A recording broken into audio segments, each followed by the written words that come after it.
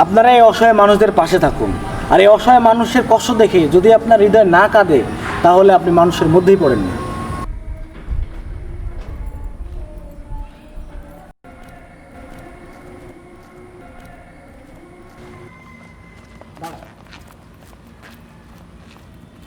আসসালামু আলাইকুম। ওয়ালাইকুম আসসালাম। ভালো আছেন হুজুর? আলহামদুলিল্লাহ। হুজুর আমি তো কালকে সারা রাত ঘুমাইতে পারিনি। কেন, কি হয়েছে? এই যে অসহায় বন্যার্থ মানুষের যে কষ্ট, এই কষ্ট দেখে হুজুর আমি সারা রাত ঘুমাইতে পারিনি। হুজুর হুজুর আপনি না ওই গতবার গেছিলেন বন্যা? হ্যাঁ, আমি গেছিলাম। মানুষের পাশে। আপনার কাছে তো ওই তৌহিদ আফ্রিদি আর ফারাজ করিমের নাম্বারটা মনে হয় আছে, তো হুজুর ওদের বিকাশ নাম্বারটা আমার লাগবে হুজুর। আমার একটা ছাগল ছিল, ওই ছাগলটা বিক্রি করেছি হুজুর, সকালে বিক্রি করে আমি টাকাটা বিকাশে ওদেরকে পাঠাবো হুজুর, ওদের নাম্বারটা লাগবে আমার। তুই কি পাগল? ওদের কাছে টাকা পাঠাইলে তো তুই বন্যার তো মানুষের কাজে লাগাইতে পারবি না। ওরা তো টাকাটা নিয়ে ব্যবসা করে খাবে। কিন্তু হুজুর আমাদের টাকাটা পাঠানোই লাগবে। পাঠানো লাগবে, তাহলে তো তুই একটা কাজ কর।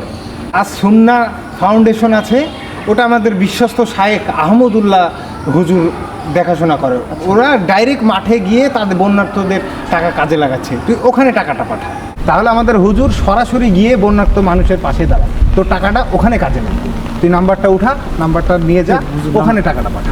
তাহলে আমি তো এখনই ভুল করে ফেলতাম হুজুর। হ্যাঁ হ্যাঁ, অবশ্যই। না হলে ওরা তো ব্যবসায়িক, নামধারী ব্যবসায়িক। হ্যাঁ, ওরা তো ফ্রড, ওরা তো ব্যবসা করে খায়, গোটা জাতি জানে।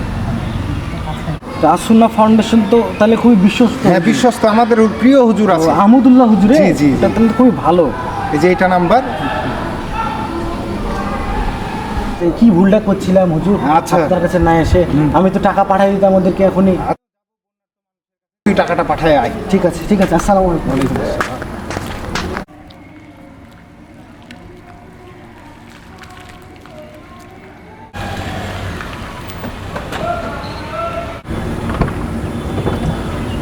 আসসালামু আলাইকুম হুজুর।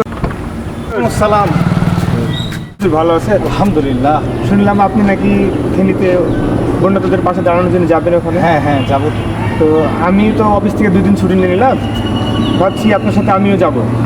গাড়ি নিয়ে আপনার সাথে একসাথে যাই, আপনার টিম নিয়ে আপনার সাথে যাই, আমিও তাদের সাথে পাশে দাঁড়াতে চাই, বন্যার্থদের পাশে। আলহামদুলিল্লাহ, এটা তো খুব ভালো খবর। তবে যদি মানুষ সবাই বন্যার্থদের পাশে দাঁড়ায়, এটা তো খুব ভালো। সবাই পাশে দাঁড়ালে তাদের খুব সাহায্যই হবে।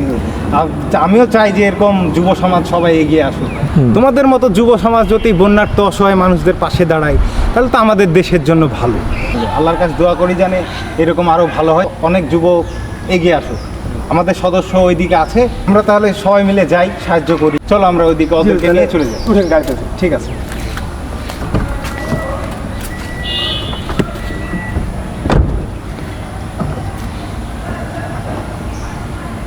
প্রিয় দেশবাসী, আপনারা এই বন্যায় কবলিত অসহায় মানুষদের পাশে দাঁড়াবেন।